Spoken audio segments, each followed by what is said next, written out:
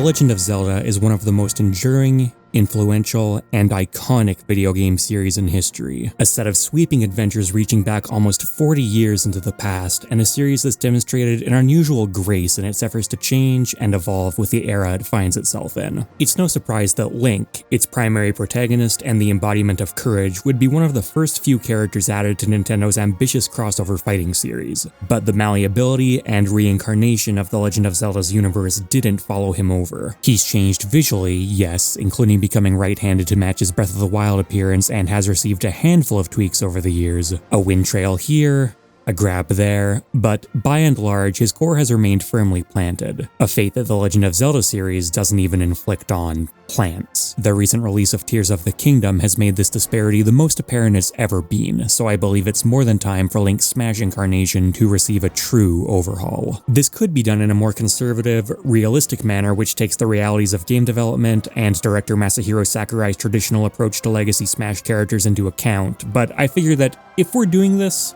we're doing this. Today's video will be a comprehensive, top-to-bottom remake of Link's entire moveset, as if he was being introduced to the series for the first time as a DLC character in 2023. This video will obviously be covering the recently released Tears of the Kingdom. As soon as the theme song rolls, I'm going to stop using trailer footage, but while there will be showcases of various locations, enemies, and particularly mechanics, I'll be avoiding anything that I consider to be a major spoiler, so bosses, story beats, etc. Even as far as mechanics go, most of what I'll be showcasing is obtained reasonably early in the game, as you'd expect given that these tend to be the most foundational abilities that Link will receive. Plenty of other Zelda titles will be shown as well, and I'm not going to be so stringent with them, so fair warning. With that out of the way, let's make a new Link.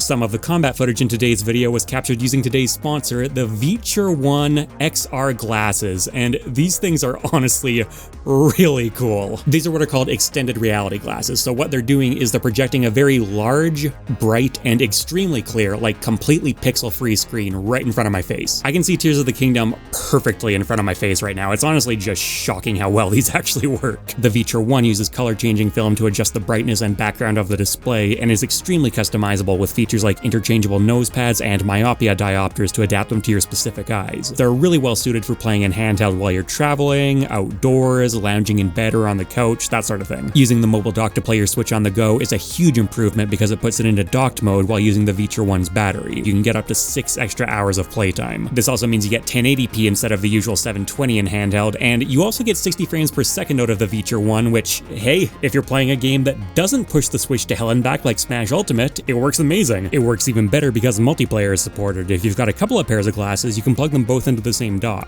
Also, the biggest game changer for me personally, you actually get to use a Pro controller in a comfortable position. I'm traveling across the country this summer, and you can bet these are coming on the plane with me. And it sounds great too. It's done in collaboration with Harman for its speakers, and they've got some kind of directional thing going on where I can hear the game crystal clear right now, even though I'm not wearing earphones, but if you're just a couple of feet away, it's completely silent. It's actually a little bit weird. I've just been talking about playing Tears of the Kingdom on Switch, but the Feature 1 is also compatible with the Steam Deck, PC, you can do HDMI streaming with other consoles or something like the Chromecast, it supports 3D movies, it's a lot. This is the kind of product where you might hear about it and go, okay, but is technology actually there yet? And honestly, yeah, apparently technology is actually there yet. If you're interested, Feature is offering a 10% discount on either their XR glasses standalone or in combination with the mobile dock for anyone who uses my code MockRock on their store. You can check the description and pinned comment for that. It's only going to be for the launch window though, so make a move.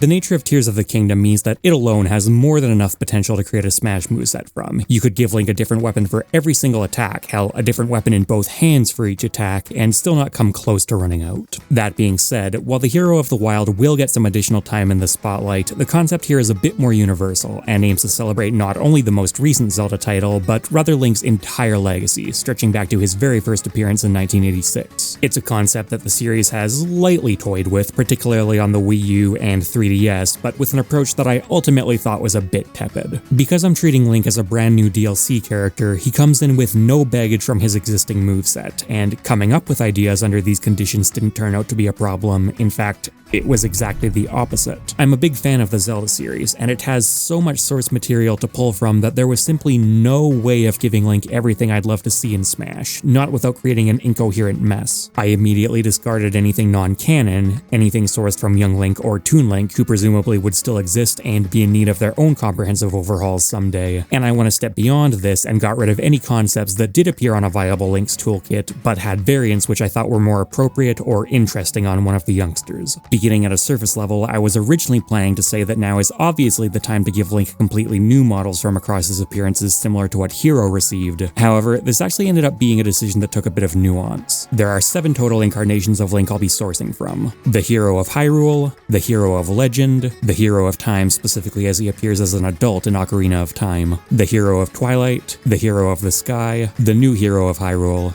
and, of course, the Hero of the Wild. This does technically fit into Smash Ultimate's universal 8 skins per character limit, but I certainly still want alternate color palettes available for each model, so in practice, there can only be a maximum of 4 different models. Given that Link now pulls from all of these games, excluding certain heroes from the mix feels off. And it doesn't help that they're all much closer to each other visually than someone like Hero gets to work with. Link will also be using some of his new Tears of the Kingdom abilities that flow from his new arm, which the other incarnations obviously don't have. At the end of the day, I decided this was still the path to go down and was worth navigating these hurdles. Link's default appearance remains the Hero of the Wild with a Champion's Tunic, in his Tears of the Kingdom incarnation, but without the Hylian cloak that appears in his key art to avoid unique animation work for just one of his models. And his alternate palette is a gray and green mix to allude to the archaic tunic from the start of the game, an outfit that also appears in his key art. Model 2 is the Hero of Hyrule from the original 2 Zelda games, obviously modernized a bit, and his alternate palette is red, based on his appearance under the red ring in the original Zelda or the shield spell in Zelda 2, The Adventure of Link. This incarnation of Link doesn't actually use the Master Sword, but rather the Magical Sword, and his model does reflect that in-game, although I'm just going to say Master Sword throughout the video. Model 3 is the inescapable Hero of Time, arguably still Link's most iconic, recognizable, and representative appearance, and his alternate color is black, taken from the Dark Link mini-boss fight in Ocarina of Time's Water Temple. And finally, Model 4 is the Hero of the Sky from Skyward Sword, albeit as he appears before donning his signature tunic,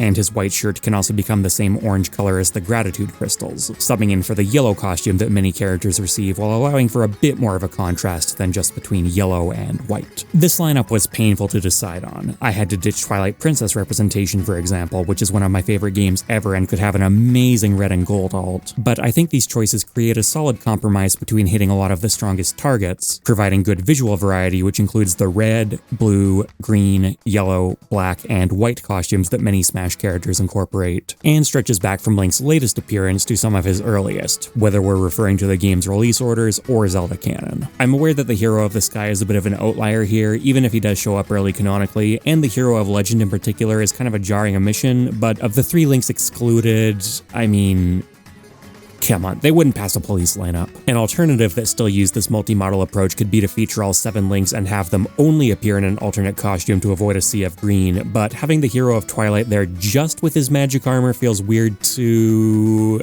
I like my solution. I also like it more than just having the Hero of the Wild dress up as them. A few other fun cosmetic things to cover. His up taunt is the elaborate sheathing animation he performs in Twilight Princess when learning a hidden skill or putting his sword away after finishing off an enemy. This is basically what it is already, but because Smash Ultimate has taunt canceling, why not let the full thing rock, closer to how it appears in Smash 4. For his side taunt, he pulls out an Ocarina and plays a few notes from a random Zelda song. And down taunt is a sped up version of the Hero of the Wild's cooking animation. As Link tosses an armful of ingredients into a Zonai pot, again hums a random Zelda song as it stirs, and pumps his arms in victory as a random recipe pops up out of the pot. There's also a 10% chance for it to be dubious food instead, in which case Link looks disappointed and a failure sound plays. For his entrance animation, he now spawns inside of a warp portal, which appear in a huge amount of Zelda dungeons. I like the implication that this Smash match is just one more challenge along his journey. His sleeping animation is the sprawl from Skyward Sword, his parry is the parry that the Hero of the Wild uses, and his shield break animation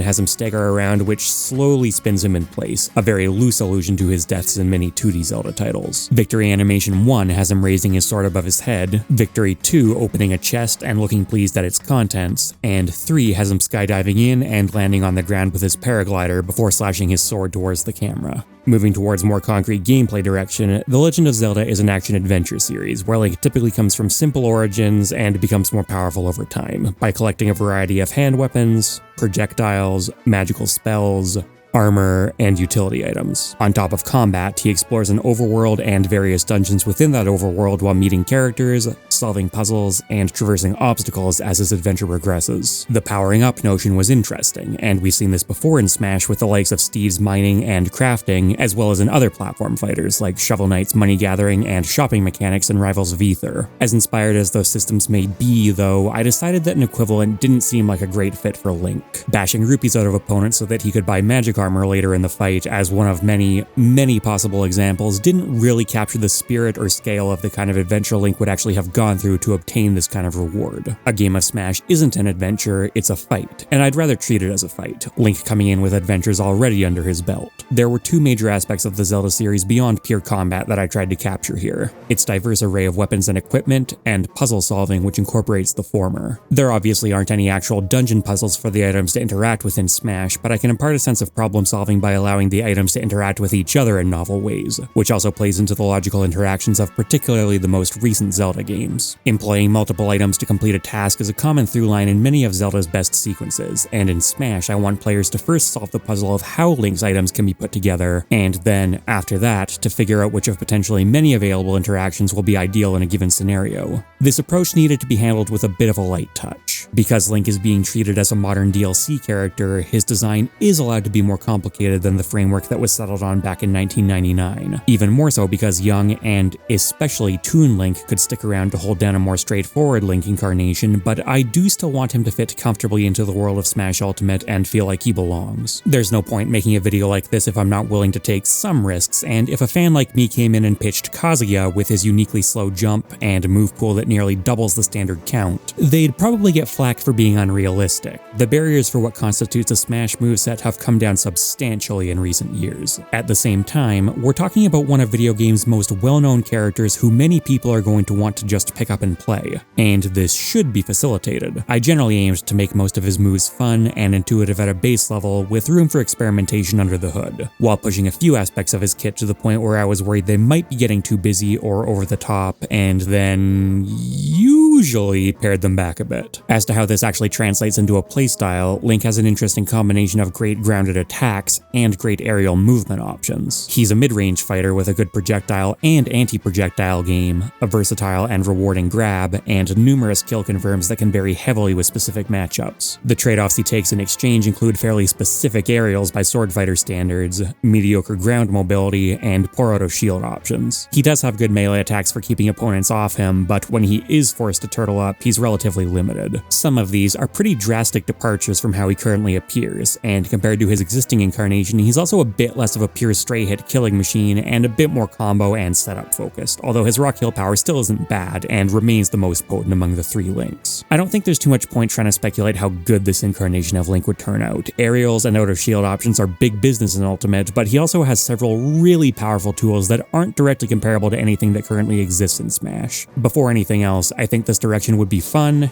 interesting, and feel like Link, and you can move a character from low tier to top tier by tweaking a couple numbers anyways. For Link's inherent traits, I think his basic stats with modest movement speed and a solid weight feel appropriate as they currently appear in Smash Ultimate. I don't think I'd have come up with his uniquely high fastfall speed on my own, but it fits the direction I'm heading in and is kind of a fun accidental nod to skydiving in Tears of the Kingdom, so he can keep it. The only actual change in stats I've made is a very slight boost to airspeed, once again in line with his overall direction, as well as some compensation for a weaker set of aerials this time around. He's also gaining a few more mobility tools, namely a wall jump which will synergize with some of his moveset, as well as a crawl to match his recent stealth gameplay. Think more Belmont here and less Snake. Link can perform a proper low-profile crawl in a few appearances, but I'd save that for Toon Link if it's going to appear anywhere. By far the most substantial change of all, though, is the Hero of the Wild's paraglider, which the Zelda series had been building up to for a while and which Link inherits here as a unique additional mobility tool. Done by holding down the jump button button in the same way as Peach and Daisy's float mechanic, or more comparably, Brawl's gliding system, but significantly weaker than either of those. It's only available for a short amount of time, maybe enough to travel half or a third of Final Destination's length, indicated by a stamina wheel ticking down beside Link, and while it does have some small amount of acceleration and deceleration control, its actual flight angle isn't adjustable. Back on solid ground, Link's passive ability to block projectiles with his shield while standing and walking has been removed. This passive blocking system is a cool nod to the 2D games and the way they handle defense, so he can keep some aspect of it and use the shield while he's crouching, an inherently defensive posture. Link's existing idle and crouching stances make it a bit ambiguous as to when the new shield is active, so I'll tweak the idle stance to be a bit more relaxed and have him hold the shield up much more definitively when crouching down. Now, there's a reason that Link is only able to block passively half as often as he used to, beginning with an attack that's on the weirder side of its smash move slot, but straightforward as far as it appears in The Legend of Zelda. Link's jab is now the shield bash, a single hit attack with moderate damage, high base knockback, and low knockback growth. I'll be using those terms a few times in this video, so if you're unfamiliar, base knockback refers to how far an attack launches opponents when they haven't taken any damage, while knockback growth determines how this knockback scales up with damage. High base knockback with low growth is generally a bad combination, because it means that opponents will be sent too far away early on to follow up with combos, but the attack also doesn't scale up into being a good kill move. Timing-based shield techniques appear in a number of forms throughout the Zelda series, sometimes being used for melee parries,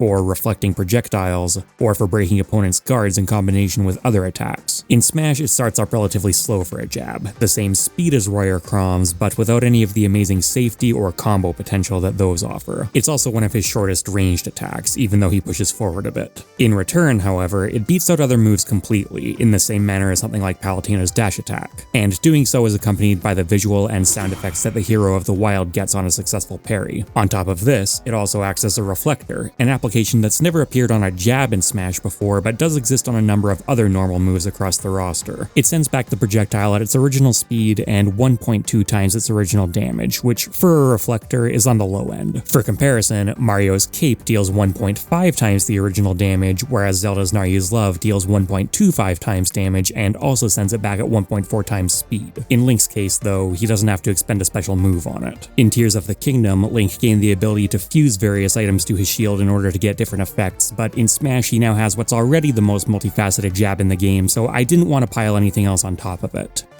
Well, not without some help anyways, so let's get out of normals and jump the queue for a minute. Link's new down special is Fuse, an adaptation of an ability he gained in Tears of the Kingdom, and it's a bit of a mouthful. It's probably the most complicated move in Link's kit, although I think you'll get the concept pretty quickly, and informs a lot of decisions made about his more straightforward moves, so it's worth bringing up now. Nothing like this currently exists in Smash, but the most notable comparisons would be to Villager and Isabelle's pocket ability, as well as Incineroar with his Revenge. Link stretches out his arm as the air around him glows and shimmers for a moment, and if any projectile or item enters the area, it gets fused to his Master Sword. While he's fused with a physical item such as Samus's Super Missile, this will be attached to the end of all of his melee attacks, moving off the Master Sword when needed in a quick burst of light, and this can potentially extend his range quite a bit. Connecting with a fused attack will then expend that projectile, dealing the projectile's knockback instead of Link's own, as well as doing damage equal to both Link's attack and half of the projectiles. Keep in mind that scaling damage up usually scales knockback with it, but that's being bypassed here. On top of that, connecting with a fused move also lets Link act out of it 4 frames earlier than he'd normally be able to. For multi-hits, the fused projectile activates only on the final hit of the attack. Using Samus's Super Missile as an example, if Link jabs while fused with it, then his shield bash becomes not such a stubby option that deals fire damage with light upwards knockback, turning it into a very good combo tool, especially because Link gets to move faster afterwards. With Samus's Homing Missile, on the other hand, it has lower damage and therefore hit stun, and barely sends opponents anywhere, and these are traits that are inherited if Link fuses with it. The combos it creates will certainly be different compared to the Super Missile if they work at all. Maybe they'll be universally incredible, maybe they'll be valuable at some percent, maybe they're useless, I don't know. Meanwhile, if Link attempts to fuse with an energy-based projectile, say Samus's Charge Shot, this will work, but it's generally less effective. There's no range extension because there's nothing to actually stick onto his weapons, and his fused attack gets the damage boost, but no knockback changes. Additionally, if the projectile had an elemental effect, in the case of Charge Shot Electricity, ability, Link's weapons will get an elemental aura around them and deliver a matching elemental attribute. Fire detonates explosives, electricity creates a paralysis effect, and ice freezes opponents for a short amount of time. If it's not elemental, Link's weapons just get a faint white glow instead. It's worth noting that Link is only able to generate fire himself, which we'll cover later. The stronger electric and ice fusions are reserved as matchup bonuses or for more casual gameplay with items enabled. In those casual games, items can be fused with, and if it's comparable to an item a character can pull themselves, it probably works in the same way. With a Pokeball, for example, Link's fused attack deals the knockback of the Pokeball when thrown, the damage of his attack plus half the Pokeballs, and unleashes the Pokemon inside afterwards. For items that aren't comparable, these are handled a bit on a case-by-case basis, but as a general rule of thumb, they impart their expected effect, but are destroyed regardless of whether the attack actually connects. If the fused item can't normally deal damage, Link instead gets a straight 1.1 times damage multiplier on the attack. An attack fused with food heals Link and deals 1.1 times damage if the attack connects. The ray gun fires a single beam. The screw attack lifts Link into the air a single time, which could be used to give himself a third jump because, remember, as a fused item, it's not activated by jumping like usual, but rather when Link throws out an attack. The home run bat becomes extremely dangerous when fused to a forward smash, although that one in particular has been nerfed so as not to be a one-hit KO. Back in more competitive territory, physical projectiles will usually have the best payoff, and if Link's opponent has one, that's great, but many won't. And this isn't actually too big of an issue because Link is also able to fuse with his own stuff. This is pretty important and creates some less generic interactions that will be explored later. Only one fusion is possible at a time, and while Link has a fusion in place, using the move again will still work, but it destroys the existing fusion even if he whiffs. There is less end lag in this case though, in part specifically because it facilitates voluntarily destroying the fusion. Opponents are also able to beat it out of Link in a similar vein as Incineroar by damaging him excessively or landing a grab, and there may well need to be some kind of other restriction on it too. Maybe Link is only able to whiff a certain number of times, maybe it's on a timer, but this is the kind of detail that would take heavy playtesting and a real development cycle, so I'm gonna leave it open. As a final note, while I compared Fuse to Villager and Isabelle's Pocket earlier, it doesn't block your opponent's single-use items in the same way. If you catch Diddy's Banana Peel, he's free to just pull another one. If Link has one of his own tools fused, on the other hand, he is locked out of it in a sense, because pulling another one will destroy the fusion. Phew, a lot to take in there, and as mentioned, most of his kit won't require anywhere near as much explanation. But while it took a bit to hammer out specifics, I think the core idea here is pretty easy to grasp. That said, as long as we're here in the territory of weird moves that impacted other design decisions, there's one more that I'm gonna skip to before we circle back around to more basic stuff. This would be Link's grab, as well as the return of a Zair or aerial tether, because Link is being reverted to the tether grab he's employed throughout the majority of his Smash life, this time wielding the double claw shots that have appeared in several Zelda titles. Link now keeps them equipped while grabbing an opponent, using one to lock them in place while he smacks them around with the other one for his pummel. This is purely a cosmetic change, but the grab itself does work differently than other tether grabs. If the claw shot connects with an opponent, rather than pulling them towards him, Link pulls himself towards them, as the stasis rune from Breath of the Wild briefly flashes and freezes them in place, providing a solid point for Link to reel the claw shot back into. That's a little odd, but it ultimately doesn't change that much. It means that Link's forward throw becomes a bit better at putting opponents off stage and his back throw a bit worse, but as we'll see later, neither of these are kill throws, so it's not some earth-shattering development. Things start getting more interesting, however, when Link is allowed to angle his claw shot. By holding the Z button down, he'll stand in place with his arm outstretched and the claw shots primed, and can change the direction he aims in before releasing Z to fire them off. He is always required to fire them off. There's no cancel action here, so like with a traditional tether grab, it's always a commitment, and this additional flexibility is paid for with quite bad frame data. If Link snags an opponent who's in the air, he'll still stasis them in place and quickly reel himself into them, but instead of getting a grab, he'll simply knock them away with a double-footed kick. This isn't a very powerful attack, once again having high base knockback and low knockback growth. If you want Byleth style plays, then you're gonna have to keep playing Byleth. As a result, the angled claw shot is a fine, albeit somewhat situational tool if it grabs an aerial opponent, providing good coverage but not too much reward and asking for a fair amount of commitment. Very importantly though, the claw shots can also be angled in the air and are able to latch onto projectiles and items, including Link's own. They'll still be frozen in stasis while he flies into them, and if it's something he can catch, like Diddy's Banana Peel or his own bomb, it'll end up in his hand, otherwise it just disappears. Either way, there won't be a kick, and instead he'll carry his momentum onwards for a moment, allowing a projectile high up to grant him a sizable boost into the air. Zair works in the same way, and unlike a typical Zair, it won't automatically snap to ledges, instead sticking into the side of the stage much like it functions in Melee. Zair will always make Link kick an opponent, even if he connects it with someone on the ground, he'll never get a grab off it. It does work on items and projectiles in the same way though, and to avoid any kind of stalling exploits, he starts traveling smaller and smaller distances each time he reels himself in without touching the ground. By the second time, he might already stop being able to reel all the way to his target if done from the edge of the claw shot's range. I also had to decide whether Link is able to latch onto floors, which was never a question non-angleable tethers had to answer, and I'm somewhat reluctantly saying no. It'd make physical sense and probably be fun, but it easily turns into a more exploitable burst movement tool than I want Link to have. By all means, use it for burst movement in tandem with an item though. Claw-shotting off your boomerang sounds like a good time. Between this and Fuse, item knowledge is going to become more integral for Link than it's ever been, hopefully in a fun way that can be understood quickly and built on for a long time.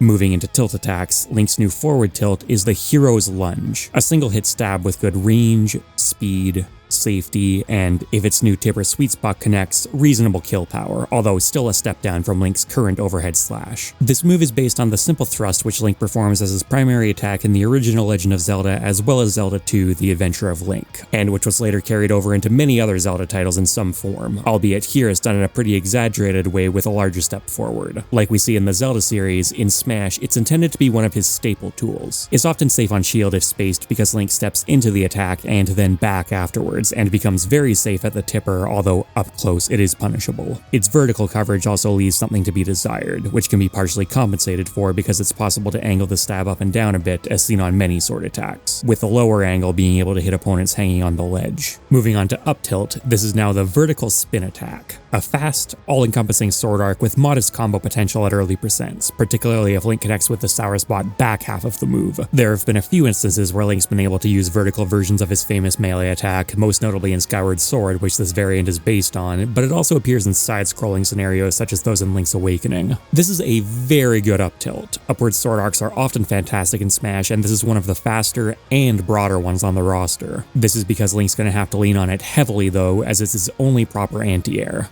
Continuing on, Link's down tilt is a low 2-hit strike as he cracks his whip forward and pulls it back. The first hit dealing fixed downwards knockback to lock his opponents into the ground, and the second hit dealing vertical knockback with modest scaling, sending them nearly straight up at the tip and more outwards otherwise. The whip is an item that Link receives in Skyward Sword, and is used against most enemies to steal items off of them, although some are brought down properly with it, and Link also uses it in a similar fashion to manipulate structures. This is Link's primary grounded combo tool if he doesn't have a combo-based fusion active, and if you're familiar with Byleth, you get the gist of how it works. The multi-hit aspect makes it feel a bit different and creates a satisfying rhythm on hit or block, but doesn't really change much otherwise. It's still a long-ranged poke with great coverage and combo potential, but slow startup, which requires good spacing to make the most of it. Now that we've seen a few of Link's moves, both simple and complex, you may have noticed that so far they've all been very direct references to the Legend of Zelda series. The necessary ratio of canon to original moves is one that comes up a lot in Smash design discussion, and from my perspective, the classic question template of who would win, Mario or Kirby, is a fun one that the series uniquely aims to provide at least the illusion of an answer for, and the more a character feels like they've been pulled from their own world, the stronger that illusion is. Now, that still doesn't mean I think you should just shoehorn a reference in somewhere for the sake of it when an original move would serve the character's overall design better, but in the case of Link in particular, his source material is so broad and stretches back so far that I found no matter what kind of move I wanted for any given slot, there was always a clear reference readily available. I saw no reason to go with anything else, and as a result, almost accidentally, essentially every single element of this moveset can be traced directly to his home series, although I did of course take some liberties with them when necessary. This heavily applies to his next move as well. Link's dash attack is now the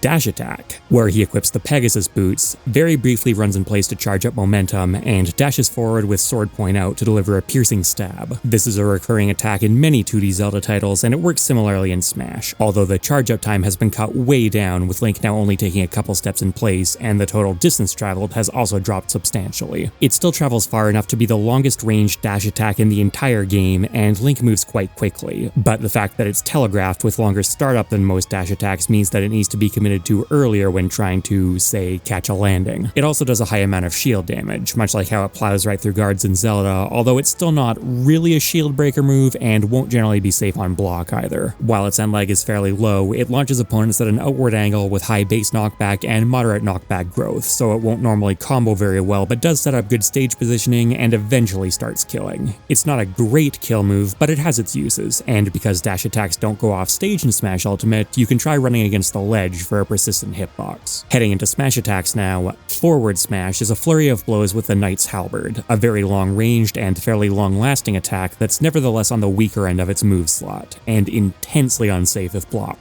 This is based on the Hero of the Wild's charge attack with a spear equipped, although the hits have been sped up, and it's angleable up and down, albeit with downwards multi-hits that are intentionally bad at pulling aerial opponents into the finisher. This is so it's not unreasonably oppressive as a two-framing tool. You'll be able to connect with the multi-hits at the ledge fairly reliably, but likely won't get too much out of it. Forward smash is another move that's most comparable to Byleth, trading off sheer power and a bit of horizontal coverage for a lingering attack that covers much more vertical space. This coverage can be pushed to pretty nutty levels with a big item fused to it, even if it is unlikely that Link will be able to get any kind of follow-up. Bringing in another of the Hero of the Wild's weapon classes, Up Smash is a jumping overhead spin with the Stone Smasher that ends with Link slamming violently into the ground, the entirety of the move being something you'll be very unhappy to get caught by. This originates from the jumping attack Link performs with two-handed weapons, the slowest and strongest weapon class, and this is carried over into Smash as one of the slowest and strongest attacks in Link's arsenal. The initial overhead arc already knocks opponents away with impressive speed, and if they're caught in the final ground slam, they'll be hit even harder and potentially have their shield broken in the process, as the Stone Smasher will cleanly break a shield that's taken more than a sliver of damage, especially when accompanied by a small shockwave that emanates from the ground. On the other hand, if their shield doesn't break, or they manage to dodge it, Link is completely unable to defend himself. It's got great power and coverage, neatly hitting most of a battlefield or Pokemon Stadium platform, so it's strong if you've burned your opponent's resources, and if you want to make a hard call-out with an anti-air, it's the move to use. But overall, as slow moves tend to be, it's definitely on the niche end of his kit. Link's down smash is the new home for his classic horizontal spin attack, and while it doesn't hit especially low to the ground, it has great horizontal coverage and respectable kill power, all augmented by very solid speed. Rather than the whirligig that was invented for Link's existing smash outings, the spin attack here is a more faithful single spin like we typically see from everyone besides Toon Link in the Zelda titles, this one specifically being inspired by Ocarina of Time. While its particle effects are still based on the Hero of the Wild like with all of Link's moves, they transition from blue to orange halfway through the charge, and the hitbox also gets a bit bigger. On top of decent knockback growth, it also sends at a pretty low angle. Not as low as Link gets to pull off in melee, mind you, but still low enough that it reliably sets up for good edge guarding scenarios long before it starts killing. While its base form isn't amazingly safe, if spaced well, many characters may struggle to punish it effectively, and the orange level provides enough range and shield stun to be truly safe if spaced. Overall, this will likely be the smash attack that Link players pull out most often, which, given how effective relentlessly spamming it tends to be in the Zelda series, is pretty fitting.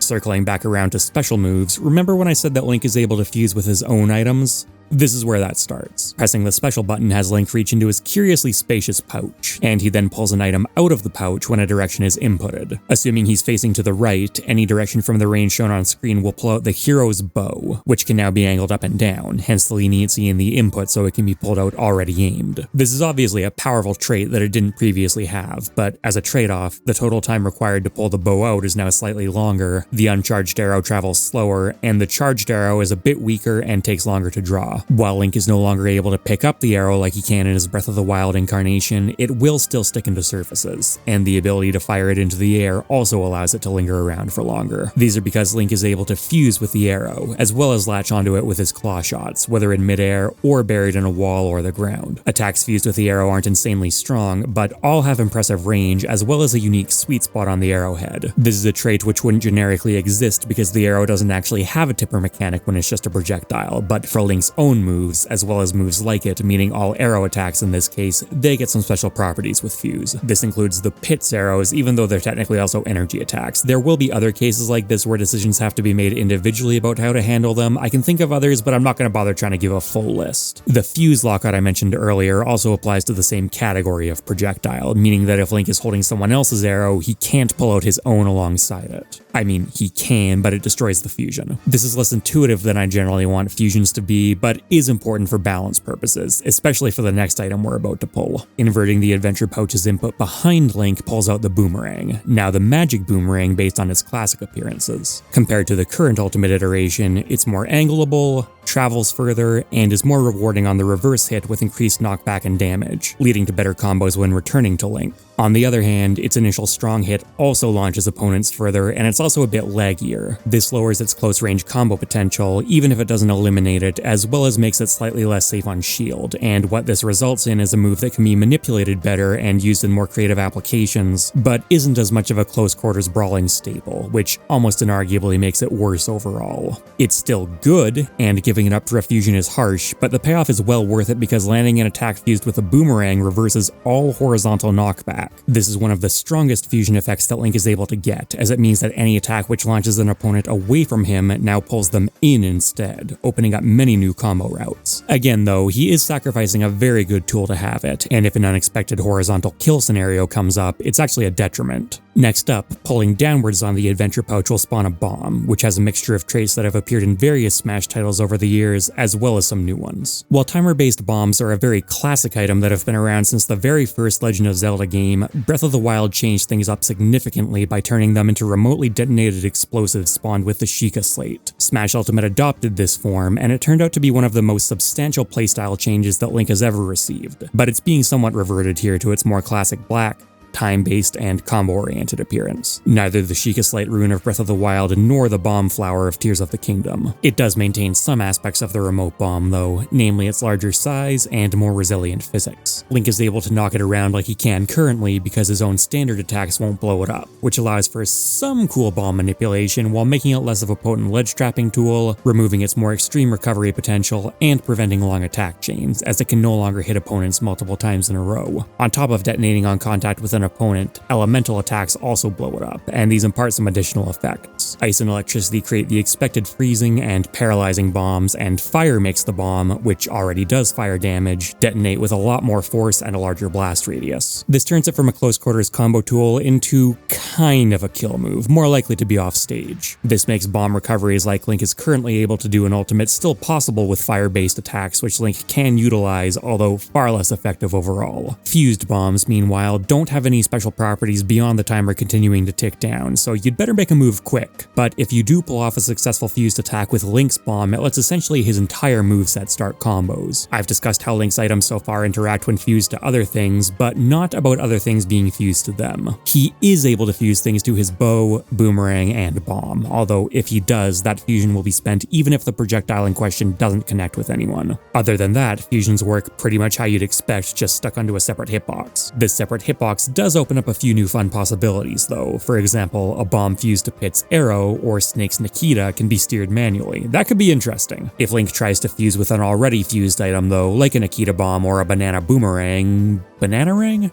He'll just get his own projectile back. This applies to elemental effects as well, and helping with this as its final trick, pulling up out of the adventure pouch gives Link his fire rod, which he uses to spawn a pillar of flames in front of him that travels forward slowly. This is based on the way the nice fire rod works in A Link Between Worlds, and much like in that game, it traps opponents in the vortex and then launches them out the top, enabling combos. In Smash, this is very comparable to Mii Sword Fighter's Gale Strike. Kind of fitting considering they clearly take inspiration from Link, although the Gale Strike is a much better standalone move because it comes out faster, travels farther, and combos for longer than the Fire Rod, which has more knockback scaling. Being a fire-based attack does offer some benefits to Link though, because he can shoot an arrow or throw a boomerang through it to light them on fire, and he can detonate a bomb with it directly. The flame pillar is slow moving, slow enough that Link is able to spawn it, then immediately catch it with fuse to set up flaming weapons, which is one way that he's able to bomb recover. Pulling the rod out also grants a bit of an air stall, so double jumping and throwing a bomb right into the pillar could be another method. Speaking of jumping, side special is now the jump strike, where Link pulls his sword back and charges up energy before flying forward in a burst of speed and slamming his sword into the ground, releasing a shockwave when he lands. The jump attack was a very good recurring move in 3D Zelda even before the hero of the Wild gained the ability to jump freely, and the hero of Twilight was able to upgrade it to the jump strike through learning a hidden skill. While I'm not generally the biggest fan of assigning these kinds of moves that could be normals to a precious special move slot, after the intricacies of fusing dozens of items to your weapons and pulling out multiple projectiles at different angles, I wanted wanted something more simple and dumb, and this seemed like a fun one. The range Link jumps increases along with the charge, and so does the shockwave's size and power, at full charge being one of his very best kill moves, although the practicality of this will be up for debate. It's still decently strong even if uncharged, although not enough to kill until fairly high percents, and also acts as a hit grab. If the sword catches an opponent at any point in the attack, they'll be dragged down with Link into the final shockwave. Unlike in Twilight Princess, Link is able to perform the jump strike in the air as well, although there won't be any actual changes in his momentum in this case. He'll just hold the sword in front of him as he falls, which actually lines up pretty closely with what the hero of the wild can do in midair. This still means that he'll be able to get some combos into at least the uncharged aerial version, and it does drag opponents with him and activate the final shockwave if he hits the ground. Link isn't able to drag opponents with him forever though. If he performs the jump strike off stage or high above the stage, he'll drag them a fixed duration and then automatically slash them away with moderate knockback. It's a decent honorary aerial if slow and committal, and the only real persistent hitbox that Link is capable of putting in front of himself in the air, but to get the most out of it, you're definitely going to want to aim for the ground afterwards.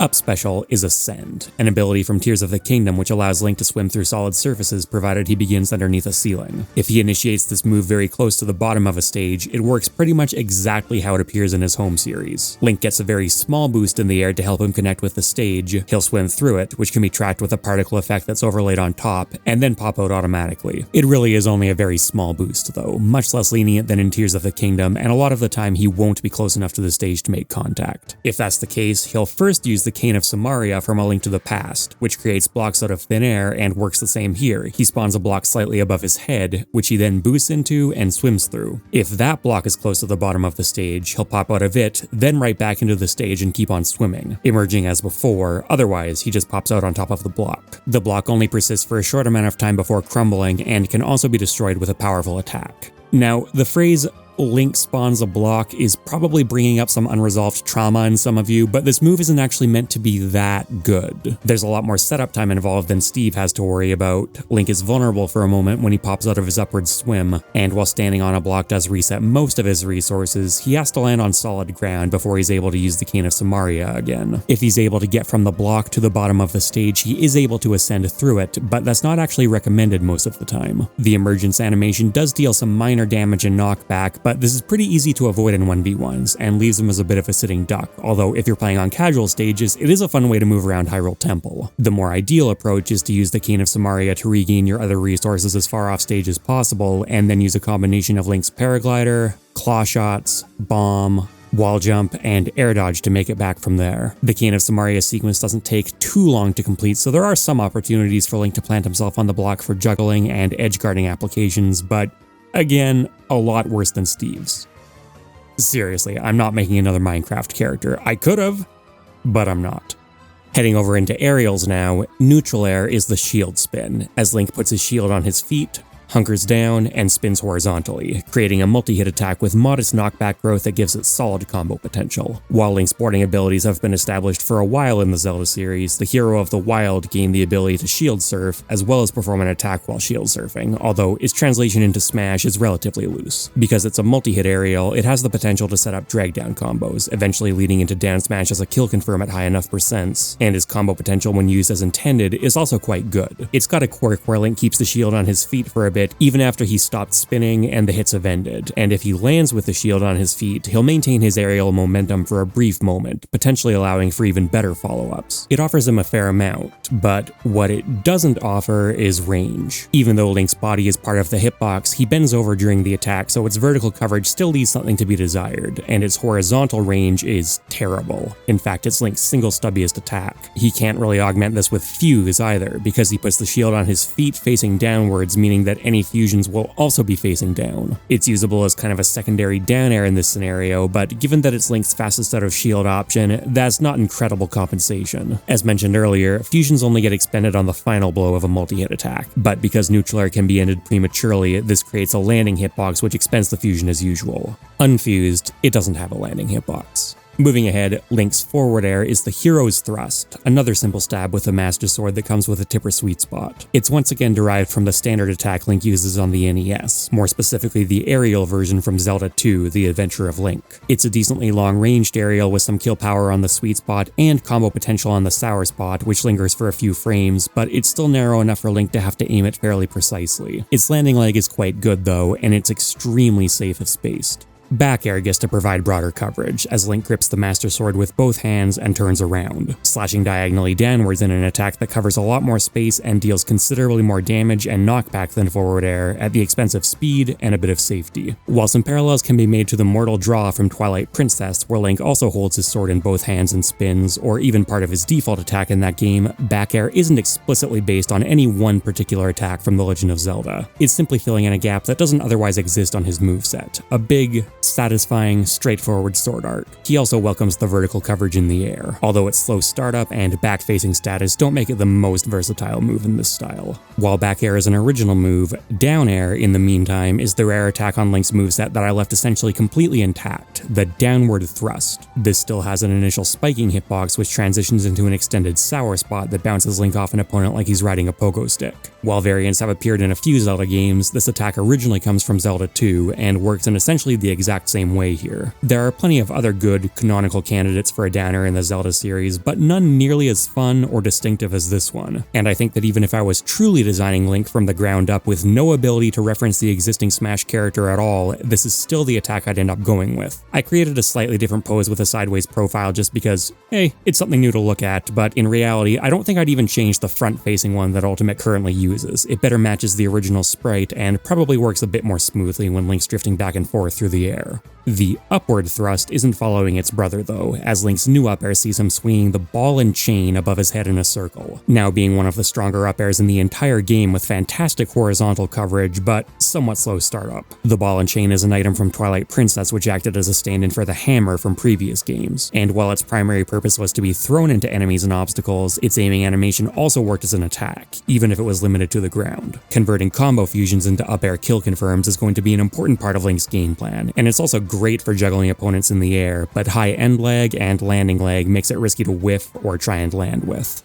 I've already gone over Link's grab, but moving on to throws, forward throw has Link equip the power gloves which have appeared in numerous Zelda games, then perform his classic overhead toss. As far as forward throws go, it's quite solid, setting up tech chases on faster falling characters at mid percents and good edge guards later, but not killing until unreasonably high percentages. Also, it's worth noting that for all throws, fusions don't work on them and will disappear while the throw animation is active. This shows up everywhere in Zelda, tossing pots, tossing rocks, tossing bits of enemies at them, lots of overhead tossing going on. Going on to back throw, this is now the Helm Splitter, where Link flips over an opponent's head, brings the Master Sword down on them from above, and slams them off the floor to send them on their way. The Helm Splitter has appeared in a few Zelda games, but this one is based on its appearance in Twilight Princess, where it's one of the hidden skills that Link is able to learn in conjunction with the Shield Bash. In Smash, it deals fantastic damage and has good base knockback, but terrible knockback scaling, which means it will essentially never kill.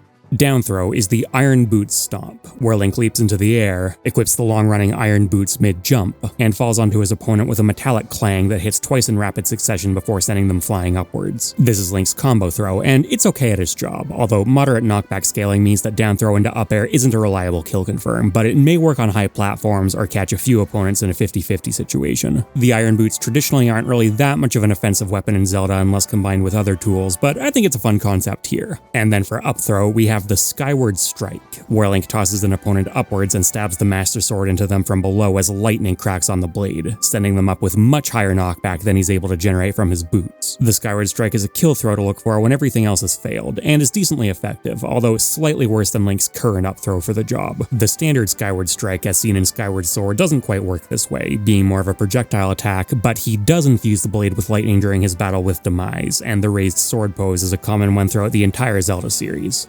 Obviously, Skyward Sword is the game that gives it a bit more of the limelight though.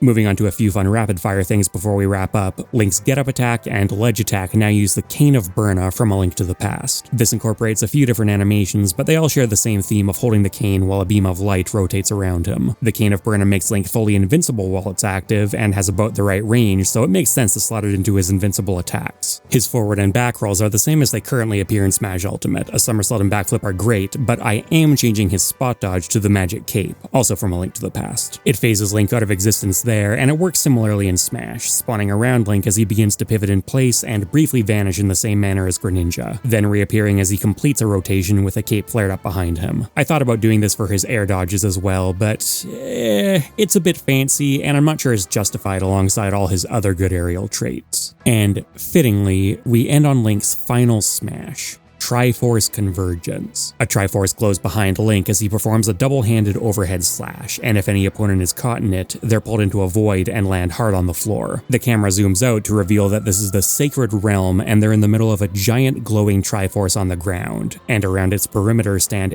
every single incarnation of Link, who immediately leap into action. They attack their opponent in a blistering sequence as the camera moves around dynamically. The hero of Hyrule using his silver arrow, the hero of Time Bigoron's sword, the hero of Legend the Bombos medallion, the hero of Twilight lunges as a wolf with Midna on his back. The hero of the Four Sword and the hero of Light split and attack with a flurry of boomerangs and giant bombs, one of which is ridden by a miniature hero of the Minish who leaps off it and slashes as he grows. At the perimeter, the hero of Winds rides his ship alongside the new hero of Hyrule, who uses his water rod to keep them sailing as the cannon is fired. The hero of Spirits does the same in his train, and above, the hero of the Sky soars on his loft wing and fires off a skyward strike, while the hero of the Wild banks on a Zonai glider equipped with beam emitters. And if you don't know what some of that means, don't even worry about it, because it all flies by with a rotating camera in a time frame that's barely longer than Captain Falcon running someone over with his car, so you'll have to watch it back a few times to get all the details. The only hero missing from the fray is the one currently being played, who leaps up high at the end to deliver one final jump attack as the opponent is flung out of the Sacred Realm, and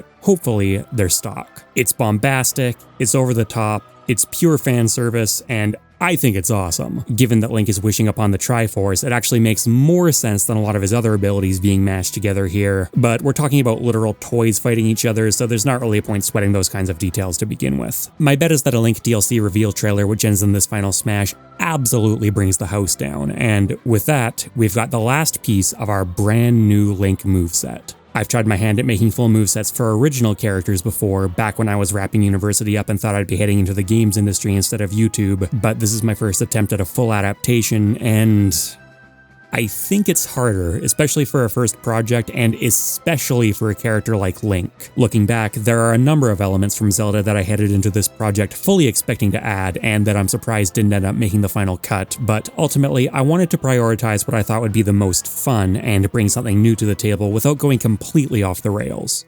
Well, except for Fuse and the claw shots, but that's kind of the point. Every move can't be crazy, at least not on a character like Link, or it no longer feels like you're playing Smash Ultimate. You have to choose your favorites. Even just looking at Tears of the Kingdom, some core abilities like Flurry Rush didn't make it in, but foundationally, that's just a counter. And we have every variant of that imaginable available in Smash already. For a different concept that totally focuses on Tears of the Kingdom, sure, and I certainly considered slotting it in as a Foresight-like ability, but on top of its redundancy within the Smash roster, it'd also be somewhat redundant alongside the Shield Bash, which I like more and think does a similar job in a healthier way. Similar considerations apply to Recall or Ultra Hand. It may seem funny that Link only pulls from half of his core Zonai Arm abilities, and I thought about letting him drag items around, reverse their momentum after he's thrown them, etc., but making him too focused on walling with items risks being overly busy and not fun to fight against, and I think Fuse in particular, alongside tools like the Paraglider, is enough to capture plenty of the Hero of the Wild's essence. If you notice other discrepancies, like having the Fire Rod but not the Ice Rod even though they're usually paired together, and Link has elemental synergy, I might have overlooked it, but there are plenty that I'm aware of and decided to go with anyway for the sake of gameplay. I think this new iteration feeling more like Link from The Legend of Zelda is pretty inarguable, but whether he'd be more fun, interesting, balanced, etc. is up in the air. Like I said, it's my first crack at the format, so let me know your thoughts. I'm sure there's room for improvement, but looking at the end result, a Link who's able to fight hard on the ground, move around in the air effectively with a variety of creative tools that create a high skill ceiling without being overly obtuse to understand, and can dynamically change his playstyle for different matchups and scenarios in a way that few characters can stack up to,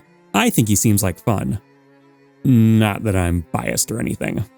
Thanks for watching, everyone. This video took a lot of work to make, so if you think it's worth liking and commenting to help into the algorithm, much appreciated. You can check out another MockRock video here, video from my second channel MockRock Talk below, and patrons, YouTube members, and Twitch subs get perks like early videos and Discord access. Later, people.